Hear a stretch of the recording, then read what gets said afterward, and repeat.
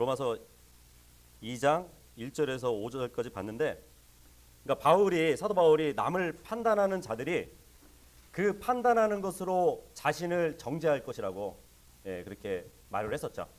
그러니까 남을 판단해서 정죄하는 그 도덕이나 남을 판단해서 정죄하는 그 율법을 자신이 지키지 못하기 때문에 자기가 판단하는 그 판단으로 너희도 판단을 받을 것이다. 그렇게 이야기를 했었죠. 그러니까 이러한 자들은 하나님의 공의로운 심판을 면하지 못할 것인데, 그러니까 그것은 자신이 판단한 그 판단으로 심판을 받아야 되기 때문이라고 말을 했었습니다. 그러니까 인간은 하나님 앞에서 그 자신의 연약함을 고백하는 사람들이에요. 그분의 긍휼을 의지할 사람들이거든요. 근데 그러한 사람들이 하나님 앞에서 재판관이 되어서는 안 된다는 것이죠. 그래서 재판관이 되어가지고 다른 사람을 정죄할 수 없다고 사도 바울이 이야기했었습니다. 그런데도 남을 판단하는 그러한 교만한 자는 마지막에 하나님의 공의로운 심판을 자초할 것이다. 그렇게 말씀을 했었습니다. 그래서 오늘은 6절부터 16절까지 한번 쭉 살펴보도록 할게요. 펴셨죠? 6절 다 같이 읽어볼게요. 6절 시작. 그분께서는 각 사람에게 그의 행위대로 갚으시되. 그러니까 사도 바울은 스스로 범죄하면서 다른 사람을 판단하는 자는 하나님의 심판을 피할 수 없다고 강조를 했었습니다. 그래서 하나님은 이 세상의 역사를 시작하신 분이에요. 그리고 하나님은 모든 역사 과정 속에서 역사하시는 창조주이실 뿐만 아니고 또 심판주이십니다. 그리고 섭리하시는 분이세요. 그렇기 때문에 모든 인간들은 하나님의 심판, 하나님의 판단에서 예외가 될 사람이 없습니다. 그러니까 하나님께서는 마지막 때에 각자 사람들의 그 행위에 따라서 보응하신다고 지금 6절에 말씀하고 있는 것이에요. 그래서 그 시간과 공간 속에서 존재하는 어떤 인간도 결국은 하나님의 심판에서 피할 수 없다고 말씀을 하고 있습니다. 뭐 어떤 사람들은 자신의 민족 아니면은 국가를 또 이렇게 국가의 배경을 의지할 수도 있을 것이에요. 특히 뭐 이스라엘 같은 경우는 그러겠죠. 우리나라가 주님을 섬겨왔던 이스라엘 나라인데, 그럴 수도 있겠죠. 우리 국가는 기독교 국가인데, 그리고 우리의 조상이 아브라함인데, 뭐 우리 아버지가 장로고 목사인데, 우리 집안은 대대로 기독교 집안이었다고. 그런 것을 의지할 수도 있겠지만, 뭐 선조들 중에 하나님의 사람이었다는 것을 내세울 수도 있겠지만, 그 사람은 다른 어떤 것이든 하나님 앞에 내세울 게 없어요. 왜냐하면 그 사람 자신의 개인의 행위에 따라서 하나님은 심판하실 것이기 때문입니다. 주님은 네가 다니던 교회 목사는 왜 그러냐 그러지 않을 거예요. 너는 왜 그러냐고 그러실 거예요. 그래서 그 사람의 행함이 결정적인 심판의 요인이 될 것이라고 6절에 말을 하고 있습니다. 어떤 사람은 또 질문할 수 있겠죠. 그분께서 각 사람의 그의 행위대로 갚으신다? 아니 그러면은 우리가 예수님을 믿고 안 믿고가 요인이 되는 것이 아닌가? 그죠? 예수님을 믿고 안 믿고가 심판의 기준이 되어야 되는 것이 아닌가? 근데 왜 6절에는 그의 행위대로 갚으신다 그러지? 그렇게 질문할 수 있을 것이에요. 그게 맞지만 이제 그들이 믿지 아니함의 증거가 행위예요. 그들의 악한 행위거든요. 그래서 계시록 20장 12절에 보면 죽은 자들이 자기의 행위들에 따라 책들에 기록된 것들로 인하여 심판을 받으리니 이렇게 기록이 되어 있어요. 계시록 20장 12절에. 그러니까 그리스도를 믿는 사람들은 악한 행위가 없어요. 왜냐하면 그분을 믿는 자들은 그분에게 속하기 때문에, 그분의 지체에 속하기 때문에 악한 행위가 지워져 버립니다. 선한 행위만 남아있을 것이에요. 하지만 예수 그리스도를 믿지 않는 사람들은 그들이 살아가면서 짓는 악한 행위는 그대로 남아있을 것이에요. 그래서 나중에 백보자 심판에서도 사람들이 핑계대지 못할 것이, 왜냐하면 자신들이 예수 그리스도를 믿지 않았기 때문에 그 악한 행위가 그대로 남아있어요. 그래서 그들에게 보여주는 것이에요. 어떻게 보면 이제 행위라는 것은 믿음의 결과잖아요. 그죠? 행위하면은 믿음의 결과를 얘기하는데 예수님도 그런 말씀을 하셨거든요. 좋은 나무는 좋은 열매를 맺는다고. 예. 근데 나쁜 나무는 나쁜 열매를 맺는다고 합니다. 다른 신을 믿는 사람들, 예, 그런 사람들도 나중에는 나쁜 열매를 맺는 것이에요. 악한 행실로 주님 앞에서 심판을 받는다는 것입니다. 7절을 한번 읽어볼게요. 7절 읽겠습니다. 시작. 참고 꾸준히 잘 행함으로 영광과 존귀와 죽지 아니함을 구하는 자들에게는 영원한 생명으로 갚으시고, 지금 6절에도 보니까 그의 행위대로 갚으신다 그러고, 지금 7절을 보니까 참고 꾸준히 잘 행함으로, 아니 이것은 어떤 행위 구원을 얘기하는 것이 아닌가, 이렇게 오해 소지가 있어요. 그죠? 예. 참고 꾸준히 잘 행하면 영원한 생명으로 갚으신대요. 그죠? 행위의 결과로 영원한 생명을 받는 것으로 지금 이렇게 보여지기도 하거든요. 그러한 자들이 참고 선을 행하면서 구원받는다는 의미가 아닙니다. 예. 그렇게 되면은 다른 복음이 돼버리는 것이에요. 예. 그래서 이제 요 7절을 가지고 어떤 분들은 봐라, 행위를 해야 된다. 예. 이렇게 행위를 해야 영원한 생명으로 갚으신다고 하지 않냐. 이거는 행위 구원을 얘기하는 것이라고. 예. 그렇게 주장하시는 분들이 있어요. 그리고 그것을 이제 방어하시는 분들은 아니라고. 이 7절은 구원받은 사람들을 얘기하는 것이라고. 물론 7절에 이제 생략된 게 구원받은 사람들이 지금 생략되어 있는 거라고. 그리고 구원받는 사람들이 참고 꾸준히 잘 행할 수 있는 거고, 구원받은 사람들이 영광과 존귀와 죽지 아니함을 구할 수 있는 거라고. 그러니까 이것은 행위 구원이 아니라 구원받은 사람들이 이렇게 행하게 되면, 예, 영원한 생명으로 갚으신다는 말이라 이렇게 주장을 해요. 근데 둘 다 그렇진 않아요. 지금 이 말씀은 뭐 사람들이 살아가면서 죄를 한 번도 짓지 않는다는 그런 뜻이 아닙니다. 예. 우리가 살아가는 동안에는 인간으로서 하나님이 주신, 그죠? 그 양심을 더럽히지 않고 또 성경을 통해서 말씀을 듣고 관심을 가지면 그 주위에 있는 사람들이나 주위에 있는 이웃 사람을 통해서 교회로 갈 수도 있어요. 예. 그죠? 그래서 거기에 가서 말씀을 듣고 또 사람들이 하는 그 기도도 한번 따라하고 하다 보면 어느 순간에 그 순수한 마음을 보시고 주님께서 그 마음을 열어주신다는 얘기예요. 예. 그래서 영생을 얻게 해주신다는 그런 말씀입니다. 그 사도행전에 보면은 이방인이면서 백부장이었던 사람이 있었죠. 고넬료. 그죠? 고넬료도 이방인이었지만 하나님이 계시다는 것을 알고 두려워했던 사람이에요. 유대인은 아니었지만. 그리고 사람들한테 구제도 하고 굉장히 정직하게 살았던 사람이었거든요. 예.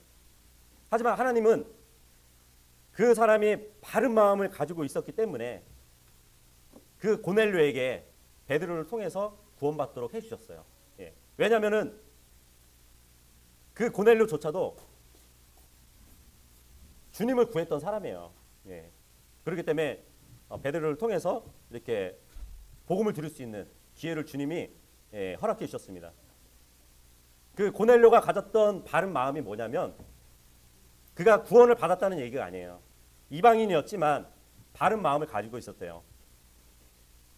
그러니까 하나님이 계심을 인정했다는 말입니다. 예. 과거 우리 조상들 한번 보세요. 하나님이라는 분을 직접적으로 알지 못했어요. 하지만 그 양심에 정직했기 때문에 누군가가 죄를 짓게 되면은 그러잖아요. 하늘이 무섭지 않냐고. 예. 그죠? 네 행위를 보라고. 하늘이 보고 있다고. 예. 여호와 하나님은 몰랐지만 창조주나 신이 있었다는 것을 믿고 있었던 사람들은 바른 마음을 가지고 있던 사람이에요. 하늘이 두렵지 않냐고 막 그랬다는 것이죠. 그런 표현을 자주 사용했던 것처럼 이방인이었던 그 고넬료 같은 경우도 바른 마음을 가지고 있었기 때문에 하나님이 복음을 들을 수 있도록 그에게 기회를 주셨다는 것이죠.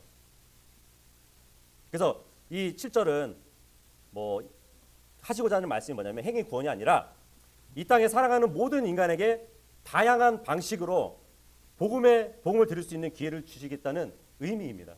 예. 하나님께서 믿지 않는 사람에게 허락하시는 그 모든 사항은 그에게 구원의 기회를 주시기 위함이라는 것이에요. 누군가가 구원받았으면 행위로 구원받은 것이 아니고 하나님의 은혜로 구원받은 것입니다. 예. 우리 중에도 모르겠어요. 다른 사람이 거부한 그 복음을 받아들였기 때문에 구원받은 사람이 있을 겁니다. 그죠? 다른 사람이 찢어버린 전도지를 읽고 구원받은 사람들도 있을 것이에요. 다른 사람들은 핑계 대면서 교회 가지 않았지만 교회 와서 복음을 듣고 구원을 받은 사람도 있을 것입니다. 아마 다른 사람들은 듣기 싫다고 하는 복음 설교를 듣게 돼서 또 구원받은 사람이 있을 것이에요. 다른 사람이 거부한 예수 그리스도를 우리는 받아들였기 때문에 구원받은 것이잖아요. 물론 그렇다 하더라도 그러한 행위는 우리의 행위가 아닌 것이에요. 그러니까 우리는 구원받기 전에 이런 영광 그리고 종교와 죽지 아니함을 구하는 사람들이었습니다. 그렇기 때문에 주님은 우리에게 복음의 기회를 주셨고 그 복음을 듣고 우리가 구원을 받은 것이에요. 절대 행위가 아닙니다. 하나님께서 보여주신 빛, 하나님께서 보여주신 그 진리를 바르게 우리가 반응하지 않았다면 결코 구원받지 못했을 것이에요. 그죠? 그래서 뭐 하나님께서는 모든 사람들을 구원하셔야 할 의무는 없어요. 그렇지 않나요? 하나님께서 자신이 베풀어 주시는 그 은혜를 받아들이는 사람에게만 구원을 받게 해주시는 것이에요. 예. 그러니까 원하지 않는 사람은 구원받을 수 없는 거고 필요한 사람에게 구원을 주시는 겁니다. 그러니까 우리는 어떠한 행위 없이 하나님의 은혜로 값없이 구원을 받는 것이에요. 하지만 주님께서 주신 그 빛과 그 진리에 반드시 반응을 해야 된다는 것이에요. 그렇지 않고는 구원받을 수 없는 것입니다.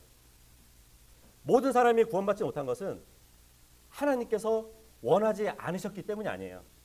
모든 사람이 원하지 않았기 때문에 구원을 받지 못한 것입니다.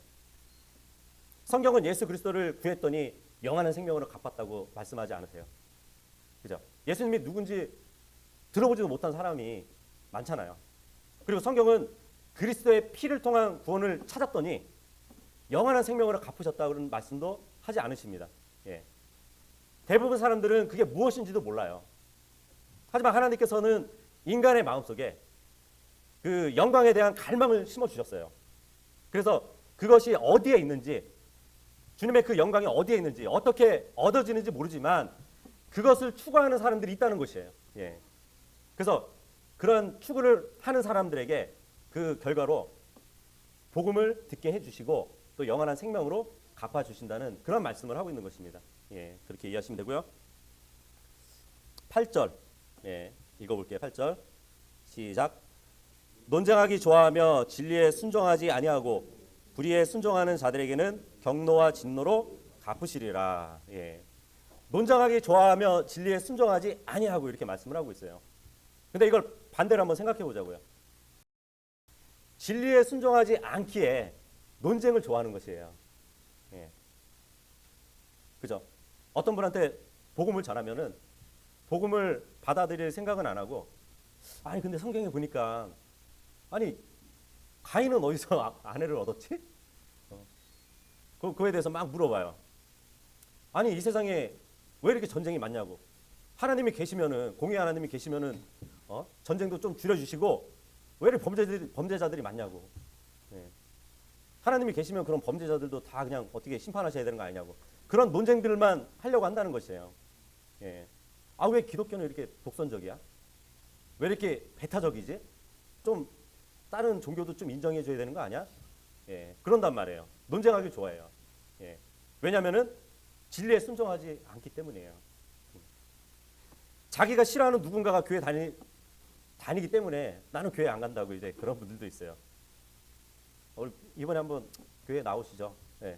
하면은 입고 갈 옷이 없어가지고 못 간다고 그런 분들도 있어요. 그러니까 하나님이 주신 그 빛과 진리를 거부하는 사람들은 모두가 비슷하다는 것이에요. 겉으로는 그럴싸한 핑계를 대지만 실은 하나님의 진리를 원하지 않기 때문에 그분을 받아들이지 않는 것이거든요. 그래서 사람들이 구원받지 못한 이유는 하나님께서 마음에 주신 그 진리와 빛을 거부하기 때문에 구원받지 못하는 것입니다. 왜 우리가 이 자리에 있는지 아세요? 우리는 진리를 원했기 때문에 이 자리에 있는 것이에요. 그분의 빛을 원했기 때문에 이 자리에 앉아 있는 것입니다. 우리는 주님의 축복을 원했기 때문에 여기 와 있는 것이거든요. 하나님으로부터 오는 무엇인가를 우리가 받고자 원했기 때문에 지금 이곳에 우리가 모임을 갖는 것이거든요. 근데 왜 이곳에 오지 않는 사람들은 왜 오지 않는지 아세요? 원하지 않기 때문이에요. 단순하게. 그러니까 진실은 이렇게 단순한 것이에요. 사람들이 구원받지 못한 이유는 원하지 않았기 때문입니다. 사람들은 바빠서 뭐 복음을 들을 시간이 없다고 그래요. 하지만 집에 가서는 TV에서 나오는 드라마는 실컷 봅니다. 사실 바쁜 게 아니라 복음이 싫은 거예요. 복음 자체를 싫어하는 것이에요. 그래서 8절에 보시면은 그렇게 진리에 순종하지 아니하는 자들은 나중에 경노와 진노로 갚으신다고 주님이 그렇게 말씀을 하고 있거든요. 그래서 데살로니가후서 1장 8절에도 보면 하나님을 알지 못하는 자들과 또 우리 주 예수 그리스도의 복음에 순종하지 아니하는 자들에게 타오르는 불로 징벌하신대요. 만약에 이 세상을 살다가 주님께서 재림하시면 그분에게서 오는 타오르는 불로 심판을 받을 것입니다. 아니면은 주님을 믿지 않고 여기서 죽는다면 저기 어둠 가운데 타오르는 그 지옥의 불로 징벌을 받을 것입니다. 그러니까 주님의 빛과 진리를 거부하시면 안 되는 것이에요. 9절, 10절, 11절 세 구절 같이 한번 읽어보도록 하겠습니다. 시작. 악을 행하는 사람의 각 혼 위에 환난과 고통이 닥치리니 먼저는 유대인의 혼 위에요 또한 이방인의 혼 위에며 선을 행하는 각 사람에게 영광과 존귀와 화평이 있으리니 먼저는 유대인에게요 또한 이방인에게로다. 이는 하나님께서 사람들을 외모로 판단하지 아니하시기 때문이라. 하나님의 심판에 관한 또 한 가지 진리를 지금 말씀해 주고 있거든요. 그것은 하나님은 사람을 외모로 취하지 않는다는 것이에요. 심판에 있어서. 하지만 인간들은 어떤가요? 인간의 법정에 가면 어떠한 사람의 용모를 보죠. 그 사람이 부유하고 어떤 영향력을 끼치는 사람인가를 먼저 본단 말이에요. 그래서 그들에게 호의를 베풀면서 그러니까 그 심판이 잘못 베풀어지는 그런 것이 인간의 법정입니다. 하지만 주님은 사람들을 외모로 보지 않고 심판하시는 분이라고 말씀하고 있어요. 그 야고보서 2장 3절에도 그렇죠. 그 야고보서 2장 3절에도 보면 이 모임에 있어서도 어떤 부유해 보이는 사람이 딱 들어오니까 저기 좋은 자리에 앉으시라고. 그리고 좀 허름하고 가난하게 생긴 사람이 딱 오니까 거기에 있던지 서 있던지 일로 와서 앉으라고. 그런단 말이에요. 그러니까 사람들은 외모를 보고 판단하는 그런 일들을 한다는 것입니다. 하지만 주님은 그렇지 않다고 말씀을 하고 있는 것이에요. 특히 유대인들도 그렇잖아요. 유대인들은 자신들이 육적 혈통으로 아브라함의 자손이라고 굉장히 자긍심을 가지고 사는 사람들이거든요. 그래서 그 이스라엘 백성들, 유대인들은 이방인들을 굉장히 무시했어요. 왜냐하면 자신들만이 하나님께 구원받는 민족이라고 생각을 했거든요. 이방인들은 구원과 무관한 사람들이라고 생각을 했습니다.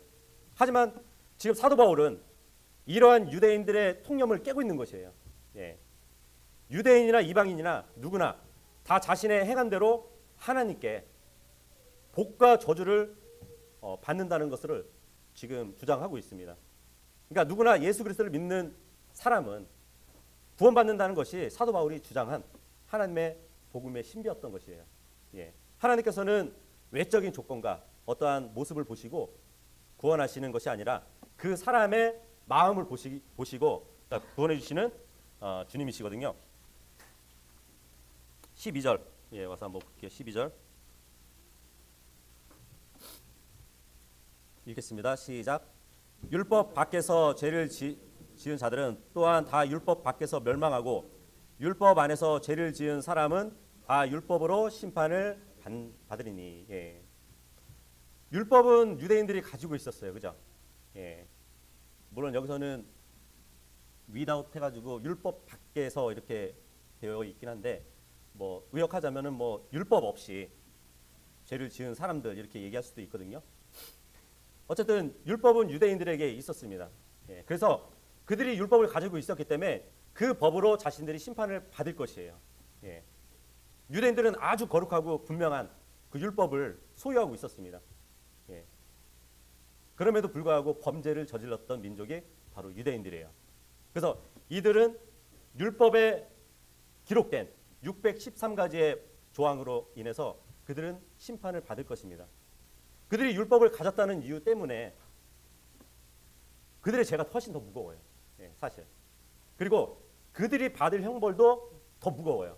예, 법을 들고 있었기 때문에. 그래서 9절에 말씀하시는 거예요. 먼저는 유대인에게 이렇게. 예. 그 다음엔 이방인들. 13절도 한번 읽어보도록 할게요. 13절 시작. 이는 율법을 듣는 자들이 하나님 앞에서 의롭지 아니하고 율법을 행하는 자들이 의롭다고 인정을 받을 것이기 때문이라. 여기 13절 보면 이제 가로쳤죠. 가로치고 시작하죠. 근데 그 가로가 끝나는 게 15절 가서 보면은 끝나요. 예. 그래서 뭐 12절에서 16절로 그냥 뛰어넘는 거예요. 근데 그 중간에 보충 설명이 들어가 있는 것이에요. 예. 그러니까 문맥적으로 보면은 12절 읽고 16절로 가는 겁니다. 예. 근데 이제 성경에 보충 설명이 이렇게 이제 들어가 있는 것이에요. 13절부터. 여기 보니까 이제 사도 바울은 율법을 갖고 있는 유대인들, 율법을 들었고 그 율법을 알고 있다는 사실로 절대 의롭게 되지 못한다고 말씀하고 있어요. 오직 율법을 행해야 의롭게 된다는 것을 가르치고 있습니다. 하나님으로부터 직접 율법을 받았다는 것은 그들에게 큰 축복이에요. 그런데 그들이 받은 율법대로 살지 않으면 그들을 의롭게 해주지는 못했다는 것이에요.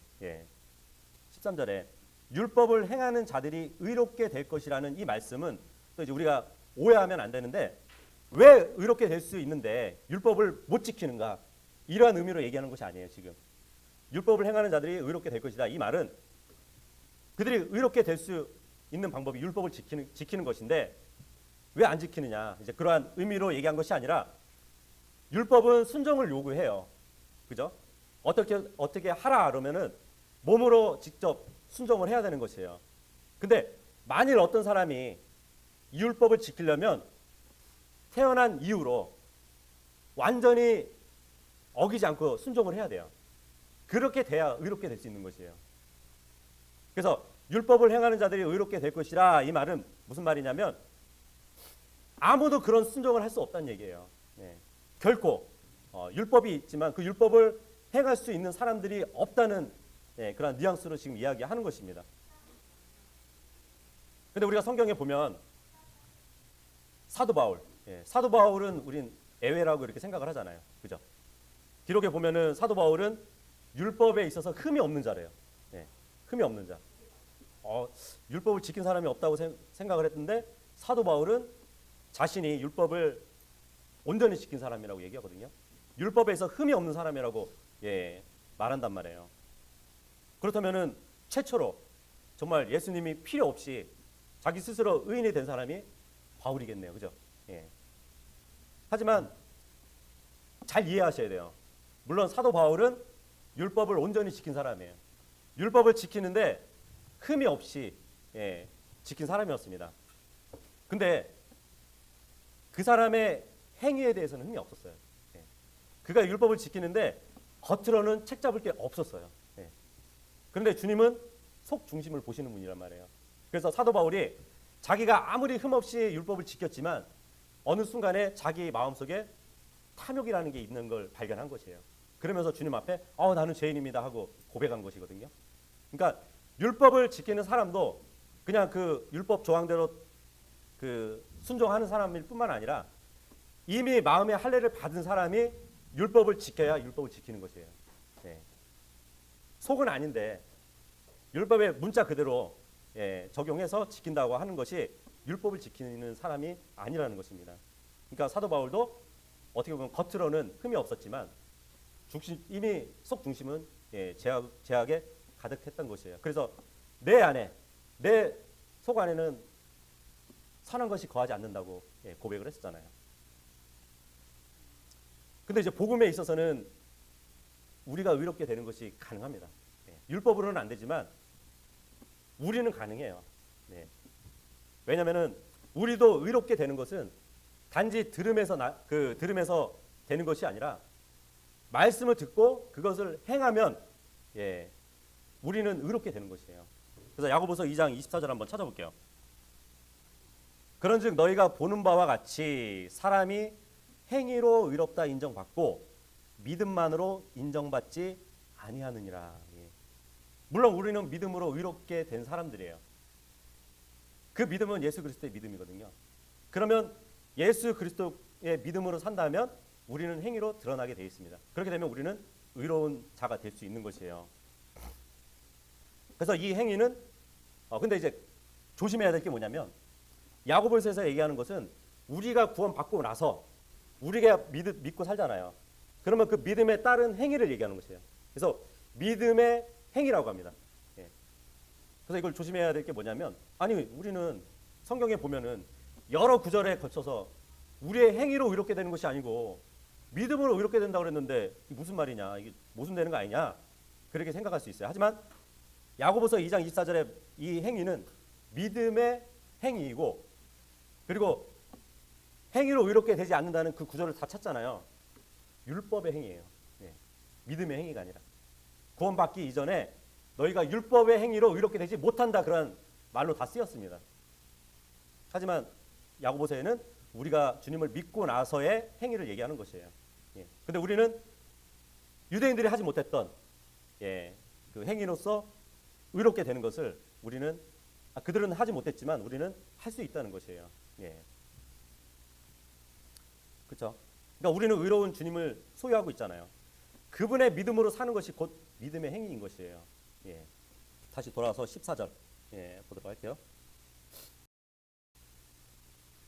이제 유대인들에 대해서 얘기했는데 14절은 이제 이방인들에 대해서 얘기를 하거든요. 14절 읽겠습니다. 시작. 율법을 소유하지 않은 이방인들은 본성에 따라 율법 안에 들어있는 것들을 행할 때에 이들은 율법을 소유하지 않아도 자기가 자기에게 율법이 되나니. 예.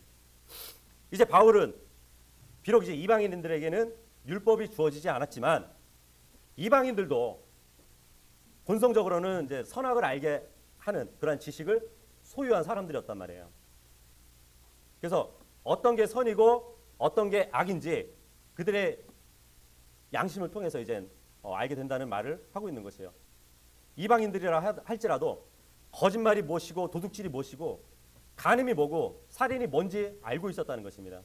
우리도 마찬가지잖아요. 우리도 예수 그리스도를 믿기 전에는 이미 그런 도덕적인 그죠, 옳고 그름은 알고 있었잖아요. 한 번은 이제 제가 20살 때 그 어떤 생산직에서 일을 하고 있었는데 거기 이제 외국 노동자가 하나 있었거든요. 근데 어느 나라였는지 지금 기억이 잘 안 나는데 그 친구랑 이제 얘기하다 보니까 거기는 이제 이슬람 국가였어요. 이슬람 국가인데 자기네 나라에는 누가 이렇게 도둑질하고 나중에 걸리면은 그 손을 잘라버린다는 거예요. 왜 이렇게 무섭대? 그러더니 또 누구한테 사기를 치거나 거짓말하면은 나중에 그게 들통나잖아요. 그럼 입을 찢어버린대요. 그러냐고. 같이 일하다가 한 번은 딱 부르는 거예요. 큰일 났어, 큰일 났어. 그래서 왜? 그랬더니 내가 일한 게 다 분량이 났다는 거야. 그래가지고 그러냐고. 그래가지고 놀래가지고 갔지. 그러니까 저 멀리서 씨 웃더라고요. 거짓말한 거예요. 내가 이제 가서 그랬지. 너 일로 오라고. 너 입을 찢어버리겠다고. 그랬더니 뭐라는지 알아요? 거짓말 아니야, 농담이야. 농담이니까 거짓말이 아니기 때문에 그 제가 아니라고 이제 그 얘기를 하더라고요. 근데 제가 그 친구한테는 이제 복음을 전하지 못했던 것 같아요. 왜냐하면 그 나라는 다른 종교를 전하면 찢어 죽인다 그러더라고요. 그래서 내가 복음을 못 전했던 것 같아요. 그때 이제 장로교 신학을 했었으니까 이 친구도 하나님께서 창세 전에 택해 주신 자로 바래야지 뭐 그렇게 넘겼죠. 어쨌든 이방인들은 다 알고 있다는 것이에요. 옳고 그름을 그러니까 손에 드는 율법을 주지 않아도 그 마음 속에서 그 선악을 아는 지식을 소유하고 있었기 때문에 안다는 것이에요. 다시 돌아와서 15절 2장 15절 읽어보도록 하겠습니다. 시작. 이들은 또한 자기 양심이 증언하며 자기 생각들이 서로 고소하거나 변명하는 가운데 자기 마음속에 기록된 율법의 행위를 보이느니라. 예. 그러니까 이방인들에게 있어서 자신들이 어떠한 일을 행하면 그 마음속에서 서로 판단하는 것이에요. 양심이 있는데 그 양심이 이제 하나는 고소를 하고 하나는 변명을 한다는 것이에요. 고소하는 쪽은 그러겠죠. 이거 잘못인데. 이거 하면은 큰일 나는데. 고소를 한단 말이에요. 근데 한쪽에서는 뭐 이 정도는 괜찮지 않을까? 뭐 이 정도는 뭐 사람 뭐 피해 주겠어? 서로 이게 막 고소하고 예, 또 변명하고 이게 왔다 갔다 하다가 고소 쪽이 좀 커지면은 이건 잘못이구나. 예. 그러니까 뭐 잘한 것과 잘못한 것에 대한 것에 이제 양심으로 나중에 결과를 이렇게 낸다는 것이에요. 저도 그래요. 뭐 내 마음속에 고소하고 변명을 하는데 운전을 하다 보면은 앞차가 이제 불법 유턴을 하려고 그래요. 예. 그럼 난 그 사람을 고소를 해요. 내 생각은. 예. 근데 내가 피치 못할 때 해야 돼요. 변명을 해요. 뭐 내가 교통에 뭐 피해 주는 게 아니니까. 예. 그런다는 거지.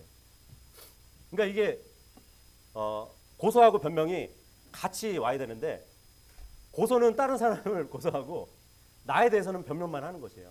예. 이렇게 되면은 이제 그 양심에 문제가 생기게 됩니다. 예. 그 오늘 오전에도 봤지만 아비멜렉 같은 경우도 그죠? 양심이 알고 있었잖아요. 그러니까 사라가 남편이 있는 아내라는 것을 알고 이거 내가 그와 관계를 가지면은 간음이라는 것을 그리고 그 간음이 큰 죄라는 것을 알고 있었단 말이에요. 그죠? 그리고 그러니까 사도 바울이 제수로 한번 이렇게 그 배를 타고 간 적이 있었잖아요. 군인들하고 같이. 그죠? 근데 중간에 이제 풍랑을 만나가지고 그 벨리데 섬이라는 곳에 갇히게 됩니다. 예, 배가 막 파손돼가지고. 근데 거기 보니까 이제 그 섬에 토착민들이 있어요. 예. 토착민들이 있는데 사도 바울이 거기서 이제 불을 피려고 나무를 이렇게 해오다가 나무에 붙어 있는 뱀한테 물리게 되잖아요. 예. 그럴 때 그 원주민들이 뭐라고 했는지 아세요? 저자가 살인자가 맞는 것 같다고. 아무리 미개한 원주민들도 예, 그런 걸 알았다는 것이에요. 그가 바다를 피했을지 모르지만 공의가 저 사람은 지금 보복하고 있다고 예, 그렇게 생각을 했던 것이에요. 그러니까 이방인들은 예, 그 정도로 이렇게 양심이 있는 사람들이었다는 것입니다. 그러니까 양심은 어떻게 보면 하나님께서 이방인들에게 주신 하나의 촛불이에요, 빛이에요. 예, 그래서 생각이 서로 고소하고 변명을 한다는 것이에요. 그래서 이제 그 자기의 양심의 본성이 예, 고소가 크냐 변명이 크냐에 따라서 예, 옳고 그름이 이제 정해진다는 것인데 유죄를 선고하고 또 무죄를 예, 판단하게 된다는 것인데 사실 이제 그 양심이 율법을 대신해서 예, 그들은 양심으로 예, 판단을 받는다고 지금 말씀을 하고 있는 것이거든요. 그래서 이방인들도 하나님 앞에서 핑계댈 수 없다는 것이에요. 예. 하나님은 그들에게 유죄 판결을 내린다 해도 의로우신 분이고 뭐 그들이 저는 몰랐습니다. 이러한 핑계를 예, 댈 수 없다는 것입니다. 왜냐하면 그들 안에 주님이 양심이라는 장치를 주셨기 때문에. 근데 중요한 것은 사람들이 가지고 있는 양심은 한계점이 있어요. 예. 왜냐하면 지금 이 세상은 굉장히 혼란스러운 세상이거든요. 선을 악이라고 하고 악을 선이라고 하는 세대가 지금 이러한 세대거든요. 그죠? 예. 근데 만약에 생각이 서로 고소는 안 하고 변명만 하게 되면은 이 양심에 대한 부작용이 두 가지가 생겨요. 하나가 뭐냐면 디모데전서 4장 2절 한번 보셔요. 이들은 위선으로 거짓말을 하며 자기 양심을 뜨거운 인두로 지진 자들이니라. 예. 양심은 잘못된 것이라고 고소를 하는데 그것을 계속 무시해요. 그리고 변명을 계속 하면서 예, 그냥 그 짓을 하게 되면 양심이 무뎌집니다. 예, 그렇죠. 인두로 지져버리면은 감각이 없어지잖아요. 그리고 디도서 1장 15절에도 보면 그 뒤로 넘겨서 순수한 자들에게는 모든 것이 순수하나 더럽혀지고 믿지 않는 자들에게는 아무것도 순수하지 아니하며 오히려 그들의 생각과 양심마저도 더럽혀져 있느니라. 예. 이렇게 양심은 한계가 있어요. 뜨거운 인도로 지질 만큼의 무뎌진 양심이 있고 또 더럽혀진 양심이 있다는 것이에요. 예. 그 결과가 지금 어떻게 되나 한번 보세요. 순수한 양심에서 이미 세워진 법들이 있어요. 그죠? 그런데 이 간통도 요즘은 어때요?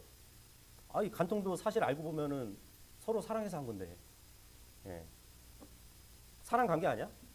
그러니까 폐지시키는 거예요. 네. 동성애?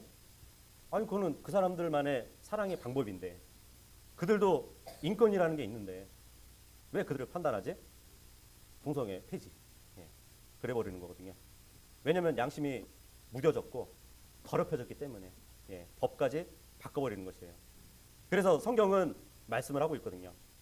마귀가 속이기 때문에 무엇이 선인지 악인지 지금은 몰라요. 사람들이 혼란스러워해요.